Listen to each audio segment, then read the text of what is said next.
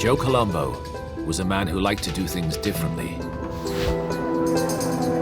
He was the only mobster who dared to protest against the FBI. You don't go to war with the United States government. Nobody goes to war with the United States government. They're too powerful. But Colombo did. His weapon of choice, mass protest. There's a conspiracy in this country against every Italian American. We've been saying this, we'll continue to say it, and it's only till it touches them. But in following this path,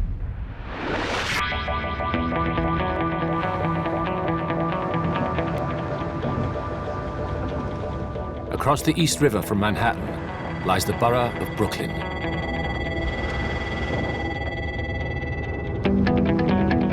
In 1962, this was Mafia country. The hunting ground of Joseph Colombo. The 40-year-old mobster lived and worked these streets. He was a capo, or captain, a mid-ranking mafioso in New York's Profaci crime family. One of the 5 crime families that dominated the city's criminal underworld.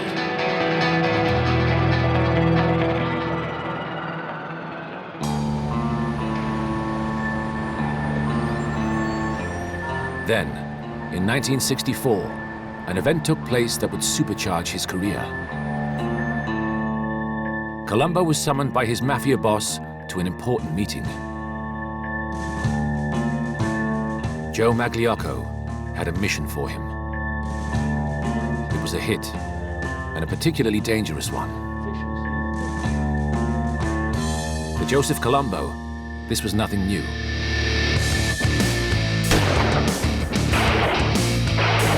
He had already killed people, about 11 murders to date.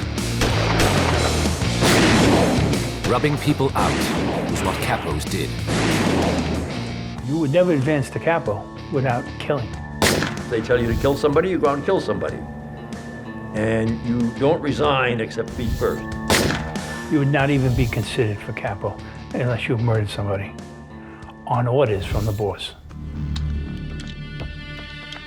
So until this moment, Colombo was nothing special within Mafia circles. Just one killer amongst many. There were plenty of people like that around. Typical kind of hoodlum, nothing outstanding about him that I know of. But that was about to change forever. The target this time was none other than Carlo Gambino. From a young hoodlum, he'd become New York's biggest Mafia godfather. Gambino was generally regarded as the most powerful boss in the city. He was unquestionably the most fearsome mobster in town. Gambino had built his family into New York's toughest clan. He could take on 3 out of the 5 families at one time. That's how big his organization was. And he had some of the best killers that there were. If you killed Carlo Gambino, that was the kiss of death.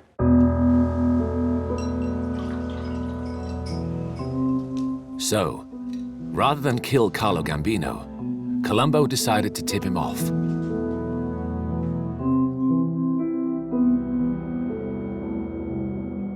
He was now breaking one of the mob's most important rules.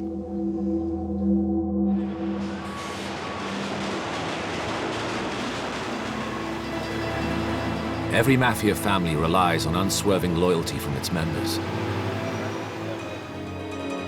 This is one of the so-called 10 Commandments. Your family comes first. Always. You swear allegiance to that family and only that family. Nothing will come before your family, your Mafia. And everything else takes second place to it. But Colombo completely rejected this. He went straight to the man he'd been told to kill, Carlo Gambino.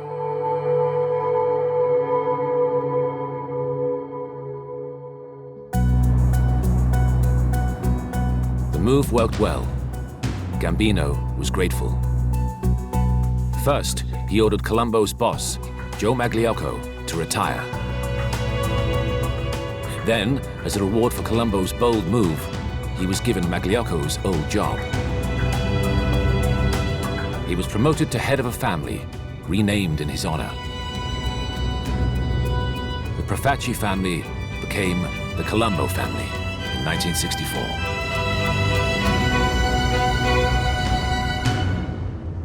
Sometimes if you want to advance, you have to make bold moves. Very bold, but it worked out. Colombo had made Mafia history. He became the youngest Godfather in a generation.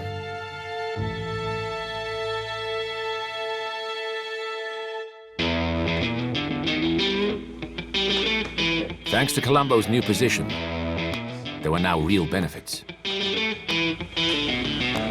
He could live off the proceeds of crime paid to him by his criminal family members. Well, if you're the Godfather, you're the boss of the family, and depending upon the size of that family, all your capos have to be bringing an envelope up to you. Everything that is brought into the family is kicked up to the head of the family. Colombo eagerly took over the best money-making operations, and the cash rolled in. Anywhere where there was money to be made, you could find organized crime. They know how to make money out of just about anything. There was illegal gambling. Sometimes games were rigged to earn extra cash. Well, the gambling racket was basically, you could have a floating crap game or a poker game, and it could be moved anywhere within the city of New York. I mean, it had cocktail waitress and everything. It was a high-end roller, and it still goes on today. Colombo and his men didn't just make money from the bets, but also from loan sharking to gamblers or anyone who needed cash fast. Loan sharking, or Shylock loans, charged borrowers huge rates of weekly interest, known as the VIG. Basically, there are many people out there that need money, and banks would not that readily give them the money because they had no financial backing. Organized crime would. Of course, he would pay an interest on the money, almost 25 to 26%. If you miss a payment, they'll double the VIG. If you carried on missing payments, you could expect a beating, or worse. The loan shark book of any Mafia operator could run into hundreds of thousands of dollars of weekly income. It was an easy way to make cash on the street.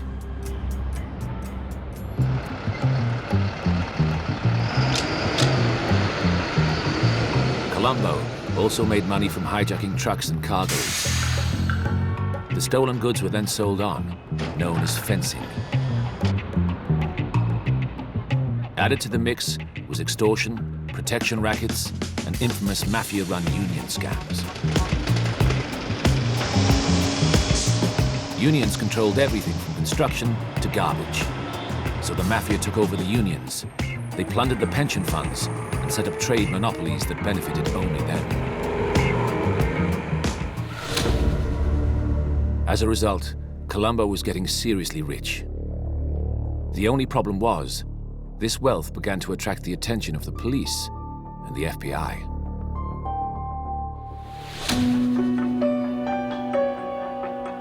A couple of years into Colombo's reign, the authorities started to look hard at organized crime in New York. In the previous decade, the police and FBI had been slow to recognize the threat posed by the Mafia.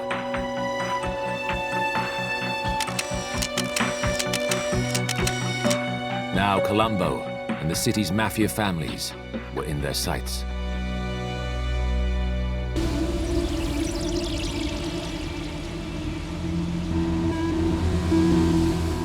In September 1966, the FBI and Queens District Attorney's Office made its first breakthrough. A massive bust at the La Stella restaurant in the east of the city. La Stella was a restaurant on Queens Boulevard in Queens, and they brought in the mob chiefs from all over the country, and they all sat down and broke bread and went over their operations, and we were able to get information from an informant that they were all there, and we raided the place.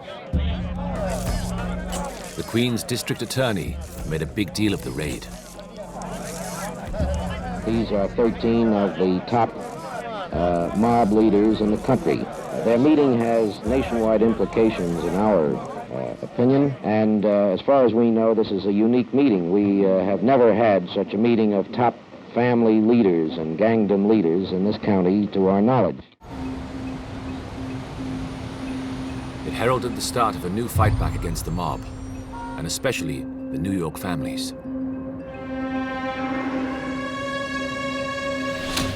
Colombo, as a family head, was now on the law enforcement radar.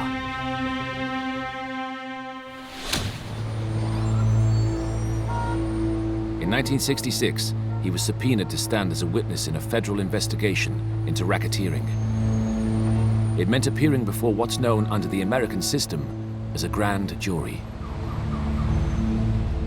Well, everybody's afraid of what's going to happen in a federal grand jury because it forces people to come in to appear and give testimony, and now you lock them into that testimony. Colombo could no longer hide in the shadows. He was dragged into a very public arena.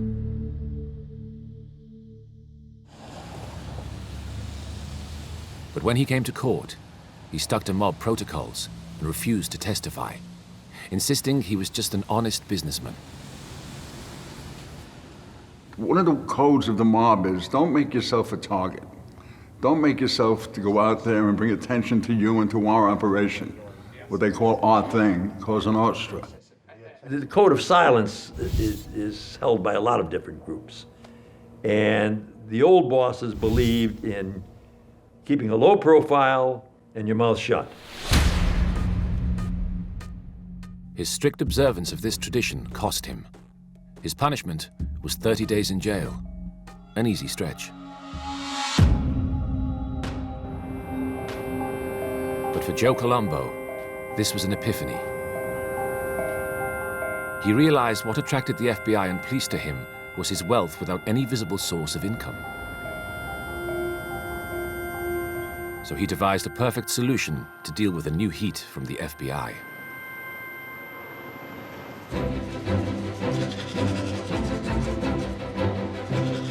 He would become an ordinary working Joe, and he passed down a diktat that all his family members had to hold down a real job too, a facade of legality.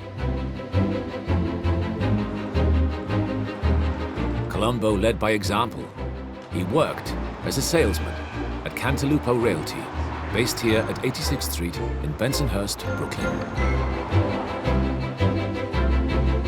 On their books, the Godfather was a $35,000 a year employee. In reality, he conducted his Mafia business at the offices. Now, when pressed by the authorities, he could explain his lifestyle. And what a lifestyle it was.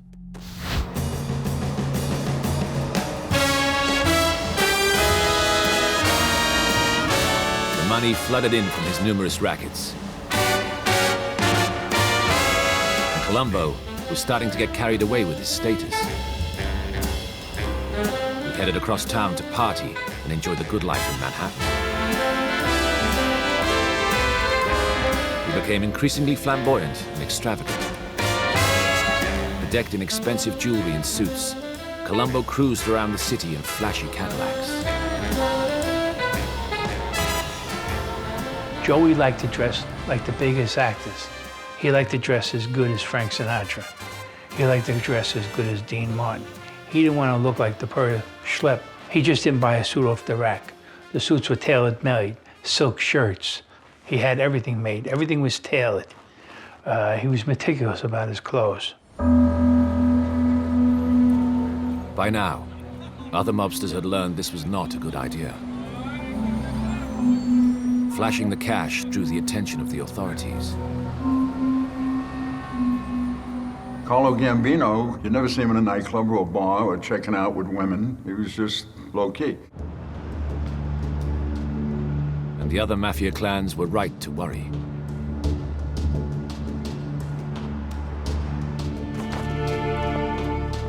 Colombo had reignited attention from the FBI and the income tax authorities, who started to look even more closely at his finances.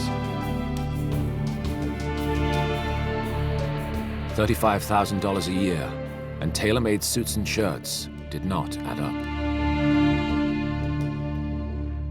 So the FBI decided to go after Colombo.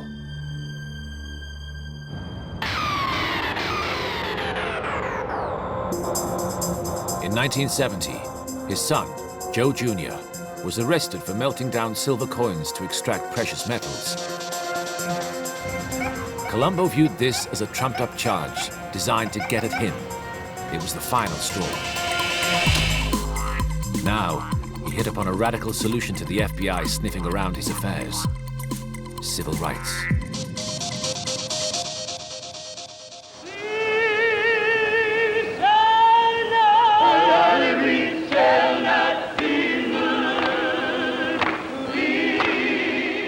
After all, this was a rich time for civil rights activism. Across America, street protest was flourishing.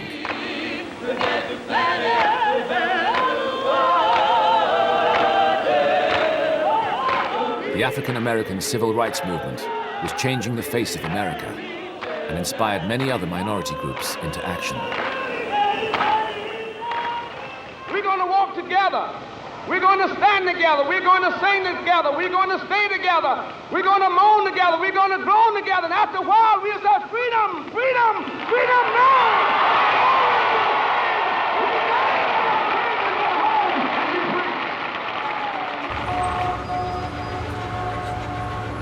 So Colombo got on the bandwagon.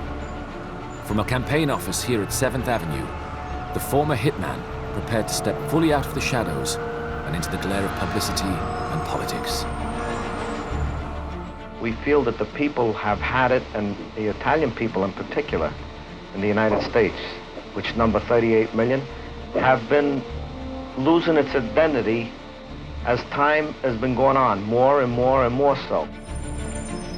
He exploited the growing unrest in the Italian-American community of the time. He claimed that Italians were being discriminated against. There was some truth in that. At that particular time, you found very few Italian names on Wall Street in law or banking firms. And a lot of Italian Americans were not involved in any kind of organized crime or any other kind of crime. So, Colombo would stand up for the rights of ordinary Italian Americans. And he started in a way that nobody could have foreseen. In effect, he declared war on the FBI. So he began picketing FBI headquarters, which was then on the Upper East Side. It was a remarkable opening salvo, picketing the very heart of law enforcement in New York.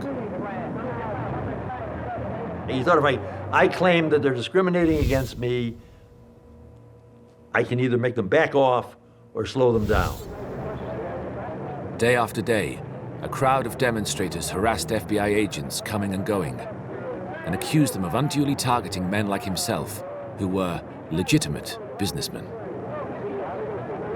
Why the FBI? Why is the FBI, in your mind, persecuting the Italians? He used all his underlings, and we used to call them mooks, M-O-O-K-S, to stand out there and do the picketing for him. Well, it's obvious by just what everybody could read in the paper. Every time you see something, you see that the FBI is labeling Italian people belonging to an organization which they refer to as the Mafia. As far as we're concerned as Italian people, there is no such thing. It's a word that's been invented by the law enforcement agencies, and we don't feel it's right. The crowds grew, and media attention followed. Colombo reveled in it. There's a conspiracy in this country against every Italian American. We've been saying this, we'll continue to say it, and it's only till it touches them. And who are they? Are they any better than you, I, or anybody else standing in this crowd? Litigation on them. This unspoken challenging of authority was unheard of in Mafia circles. It was in marked contrast to his silence at the grand jury years before. Mafia men, used to speaking in hushed tones of the Cosa Nostra, were unsettled. I've worked all my life, and if it isn't in a real... Why declare war on law enforcement? You're going to have enough trouble with them as it is. Why make it personal? The worry growing in the highest circles of the Mafia was law enforcement scrutiny would intensify because of Colombo's actions. But initially, for the FBI agents, it was a new, unsettling tactic. The tables had been turned. I know a lot of them were very furious with him. There were some collisions there on the picket lines where they almost came to blows. Now I'll go a little further. Many of the other minority groups are starting to feel this thing. And when they get through with us, they have to go on to the next body of people. And this is where the public should wake up, and this is where the public should start demanding some of these things be brought out to light. And why are they so frightened of an investigation? And why shouldn't there be an investigation on them? In 1970, Colombo shifted his protest movement up a gear. He created the Italian-American Civil Rights League. Everybody wanted to be attached to it. Everybody, including the politicians, radio commentators, actors, singers, everybody. And then people started to realize, hey, the Italians contributed a lot, and a lot they should be proud of. The League, with Colombo at the helm, had huge success almost instantly, recruiting some 50,000 paid-up members to its cause. Now you see nationality flags. Well, Joe Colombo started it. It was the Italian flag being placed on every Cadillac that was in Brooklyn, owned by an Italian, or a Lincoln owned by an Italian. Every car had an Italian flag on it. Everybody bought into it. And Colombo's League achieved some notable early victories. They took their campaign to the highest echelons of corporate America. Major brands like General Motors and Alka-Seltzer were targeted. Their ad campaigns were considered demeaning to Italian Americans. The League got them withdrawn. They also got a board game based on the Mafia pulled from Macy's department store.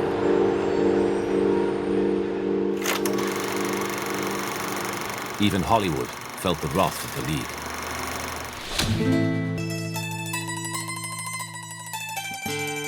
Producers of the Godfather movie started to have trouble filming in New York. Production was threatened by walkouts, obstructions, and delays.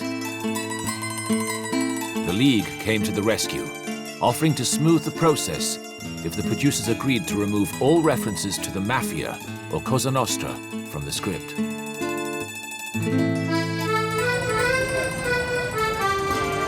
League captains then toured Italian-American neighborhoods to sell the idea of the film to skeptical residents.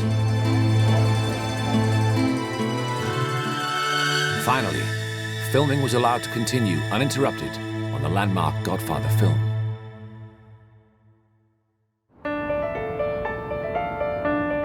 Colombo went further still. He even got the New York mayor, prosecutors, and FBI to stop referring to the term Mafia in its official documentation, as it was prejudicial.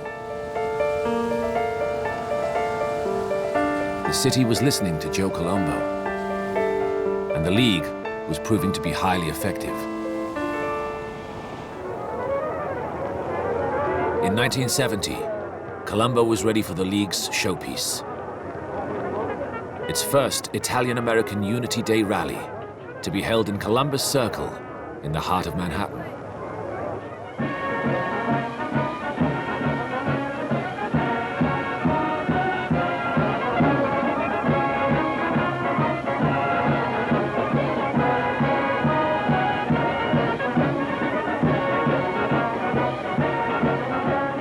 Under the glare of news cameras, 50,000 people attended.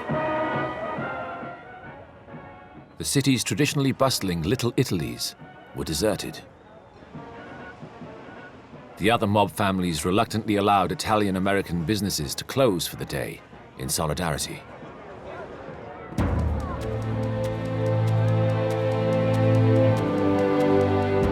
There was so much press, and the streets were just mobbed with people that were so proud of being Italian, and everybody wanted to get up on the dais to be standing next to Joe Colombo when he spoke of national pride and fellowship. My fellow Americans, Colombo held the stage and attacked the law enforcement community. say to the American government that I'm afraid It was a triumph for the Godfather turned activist.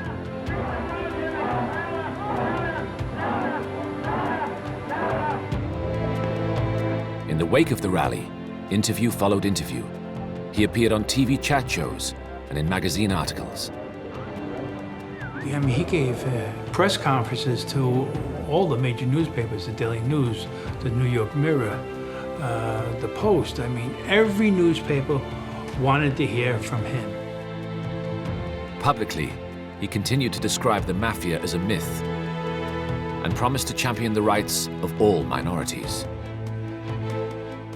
Is the Italian-American Civil Rights League accomplishing the aims that were set for it? Oh, definitely.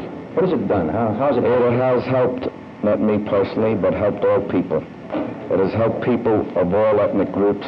It's helped children. It's helped elderly people. It's helped anyone that needs help. It's made people feel that there are no orphans, and anybody who would want help would only have to ask for it, and they would have it. Up until now, Colombo's League had preserved an air of legality. However, under Colombo, this positive gloss was wearing thin. Because he was still a mobster, and the League was just another money-making opportunity. American Civil Rights League was created by Joe Colombo to fight against discrimination. As far as that went, it wasn't a bad idea, but he was the wrong person to be doing something like that. He was the wrong person to be represented as a leader of the Italian-American community. In fact, Colombo was hijacking a legitimate cause.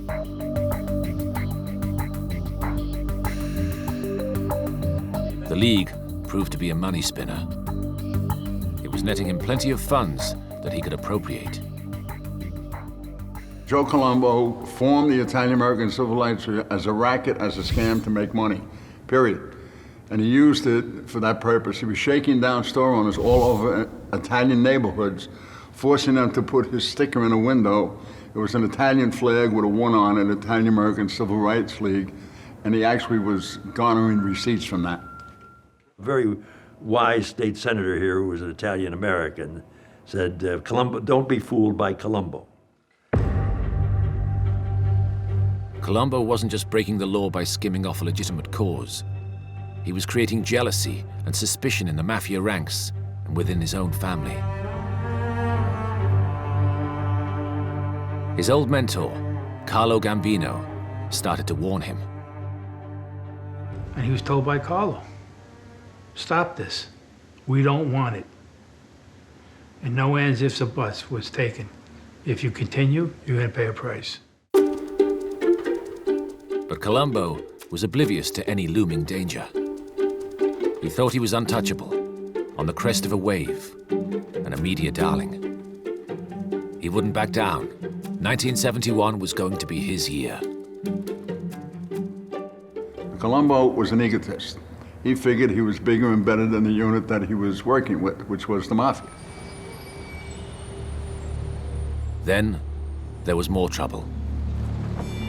The FBI struck again.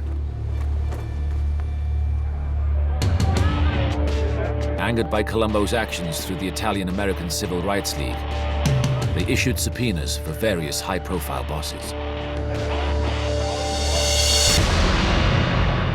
In December 1970, he was arrested, along with one of his men, Rocco Miraglia. When police searched their car, they found a briefcase stuffed full of incriminating documents detailing the various Colombo family rackets.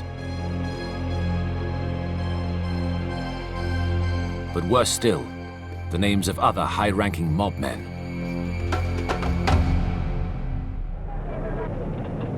Colombo was immediately called before a federal grand jury to explain himself. But then he did something utterly unforgivable.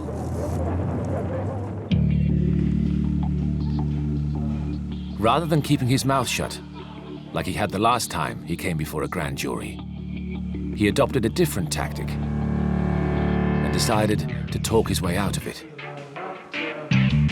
He explained that the dollar amounts next to names were simply donations for his league.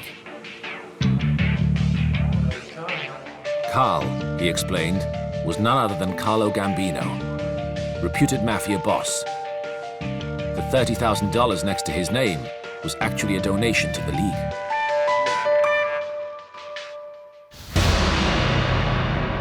That was a bad move. You don't implicate the boss of bosses before a grand jury, especially when you're telling a lie. The repercussions were immediate.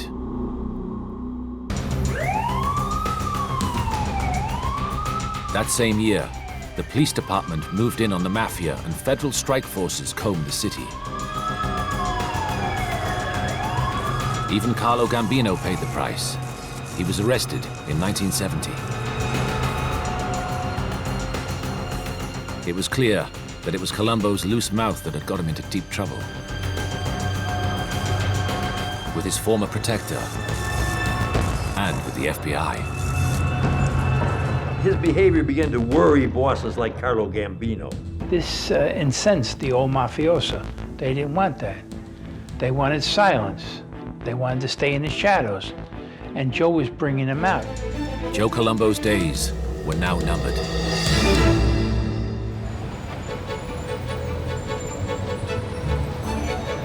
But despite the looming threat, Colombo planned to fight on with his tried and tested formula. He would roll out the league across America. He even booked Frank Sinatra for a fundraiser at Madison Square Gardens.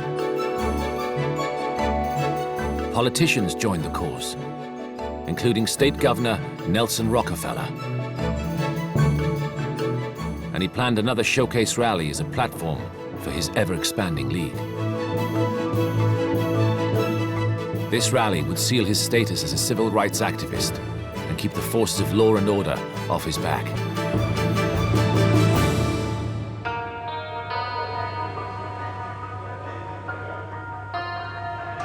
But by now, his enemies inside the mob were stirring. An old adversary from his early days as family boss was waiting in the wings. Crazy Joe Gallo was watching events from prison with a critical eye.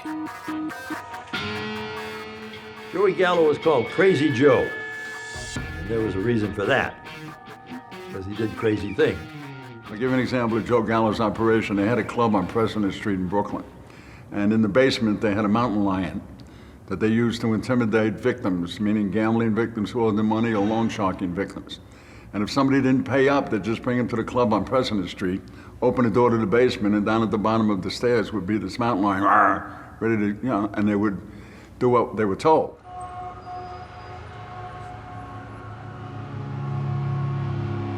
Colombo and Joe Gallo had formed. He and his brothers, Larry and Albert, known as the Gallo clan, had once tried to take over the Colombo family. In the 1960s, they led a bloody insurrection from their base here at President Street in Brooklyn, until Joe Colombo brokered a peace deal with Larry and Albert Gallo while Crazy Joe was in jail. Now, Crazy Joe was itching to get back at old rival Colombo. The bottom line is jealousy. Gallo wanted to be the boss of the family, Colombo was the boss of the family, and Gallo wanted to take him out. Simple as that. Gallo needed soldiers for the forthcoming showdown. And he had a novel idea where to find them. Behind bars, he had made contacts and alliances with African-American gangsters from East Harlem. This was something no one in the Mafia had ever attempted. The two groups were traditionally enemies. But Gallo was ahead of his time. He saw that if the two groups worked together, they could be stronger.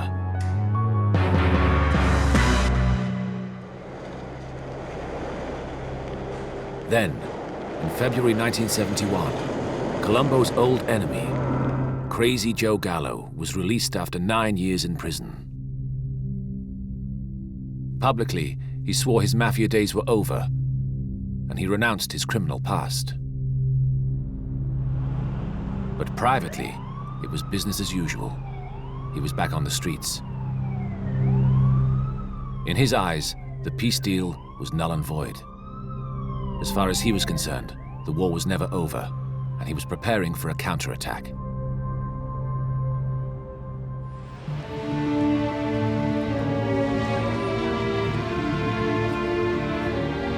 So it was that the stage was set for the second Italian-American Unity Day rally, held in June 1971, at the same site as his triumph a year earlier, New York's Columbus Circle. They had a huge rally which attracted thousands and thousands of Italian Americans. This was Colombo's rally to rally the Italian people against the FBI and the New York City Police Department and law enforcement in general. Now, we were a distance away taking pictures and doing intelligence work, taking plate numbers and observing who was there. However, something had changed. The Mafia bosses had instructed Italian Americans to stay at work. The League was no longer tolerated. 40,000 fewer people turned out. Attendance was down then at the next Columbus Day rally. They passed the word that stores should not close and people should not attend.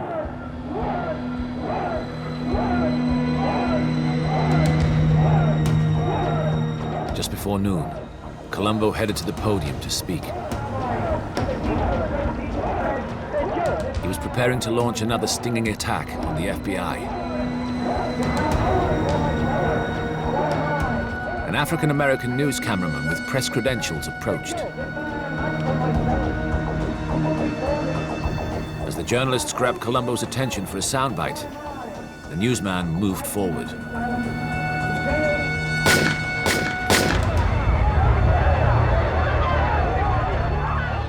I was there the day that happened, and lo and behold, up comes this gunman and shoots Colombo in the head. Down he goes. Then something even more remarkable happened. And the man that shot him was dead before he hit the floor. So there was actually 2 killings arranged that day. One to have Joe shot, and one to have the shooter killed. Joe Colombo was immediately rushed to hospital, alive but comatose. Confusion reigned, and supporters were at a loss to explain what had happened. You know, he was down on the ground and there was blood on his right cheek. And, it's incredible. You don't expect to see these things in the course of covering a story. And the shots kept coming. And, and I was standing 3 feet or less. And then I started to run. And I heard somebody else's shot, but I wasn't there. I ran. As far as I know, Joe is in Roosevelt Hospital in critical condition with 2 shot wounds, one in the chest and one in the head. I understand one of the perpetrators is dead. You know who did it? I have no idea. I have no idea who did it. Did you see it? No, I did not see it. I was standing behind the stand when it happened. What's your reaction to this? Our reaction is, right now, it's still a state of confusion as to what really transpired. I'm still trying to piece the information together myself. The hit on Colombo had been carried out by Jerome Johnson, an African-American from Harlem, but he was a very unlikely killer. He was a drifter and petty criminal with a penchant for stalking girls on a nearby university campus. He had no record as a hitman for the mob. It was a curious discrepancy for New York's chief of detectives, Albert Seidman. Unfortunately, we have not been able to rule out one possibility or the other. Mr. Johnson is still some sort of a mystery man to us. What puzzled the police was someone must have told Johnson to undertake the hit and trained him. The question was, who? The African-American link to Harlem pointed to Crazy Joe Gallo. More and more around town, you hear the gangland theory being pushed, that Gallo didn't make a hit on Colombo. This is merely conjecture and rumor, but there is no basis to any of it, as far as we have been able to learn thus far. The simple truth was that other senior Mafia figures must have been at work. Because for over 50 years, no one could be killed without the approval of the Mafia's governing body, the Commission. Every family had a seat on the Commission. If they had to kill somebody, they had to go to the Commission, and the Commission had to vote on it. This would prevent wide-scale killing and trying to take over different families.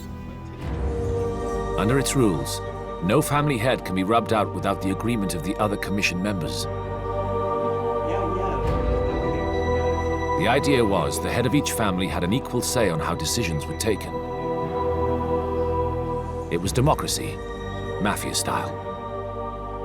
First place, you're supposed to have permission of all the other bosses to kill a boss. That's just simple. But bosses can't allow bosses to be killed without the permission of the other bosses. Otherwise, none of them are safe. Many therefore concluded that Gambino had to be somewhere behind the hit and had sold it to the Commission. I don't think there was much crying in the Gambino camp or the Gallo camp when Joe Colombo was so seriously wounded.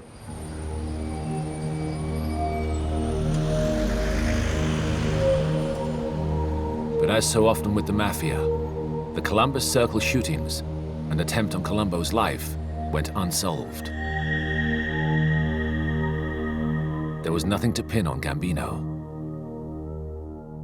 We're saying that Johnson had some connections with the Carlo Gambino family, but we are not making a statement that that was his exclusive connection with organized crime.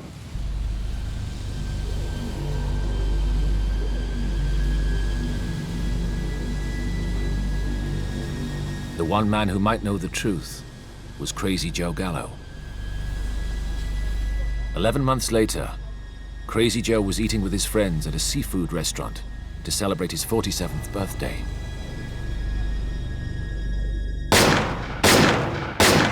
They were sitting at a rear table, this group of 6 people, when a man walked in from the back door, and he walked up to the side of the table, and he fired 3 shots. He hit Joe twice, and he hit his bodyguard, Pete the Greek, 1 time. For the FBI and police investigators, the only explanation had to be Colombo family members out for revenge. He was killed by elements of the Colombo family. It was ordered by a guy named Joseph Iacovelli, Joe Yack. He was the consiglio, he was the capo in the Colombo family who ordered the hit. But if Colombo's shooting was supposed to bring stability back to the Mafia, it actually signaled the slow demise of the Colombo crime family. Because, leaderless and at war, the family's fortunes turned irrevocably downwards. It began to tear itself apart in the decades that followed.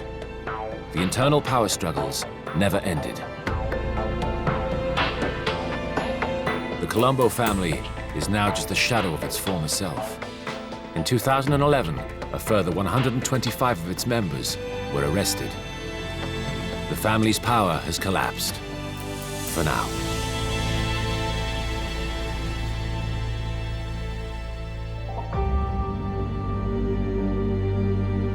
As for Joe Colombo, none of this mattered. He never recovered from that day at the rally. He remained in a vegetative state and died 8 years after being shot. Funeral services were held today for one of America's leading crime figures, Joe Colombo. If you look at his record, he was only arrested for shooting crap when he was 18 years old. Every other indictment, every other accusation came after he became a civil rights leader. And that was another indication on how the media, particularly, champion what law enforcement often gives them. Joe Colombo has left his mark in American society.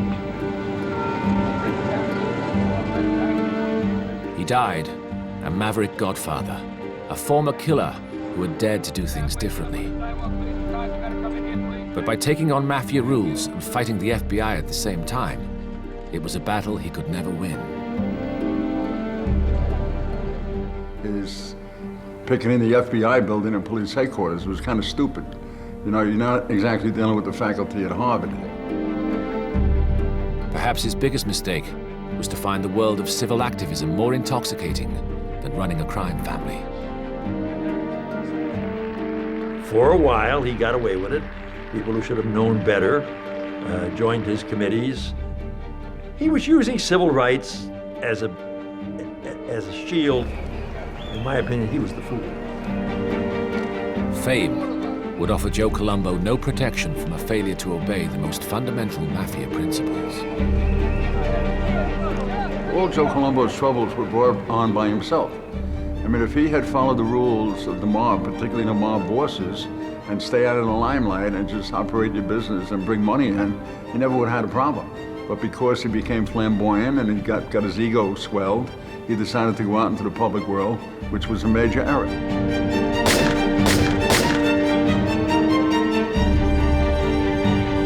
In any case, the high-profile civil rights league he founded virtually disappeared overnight.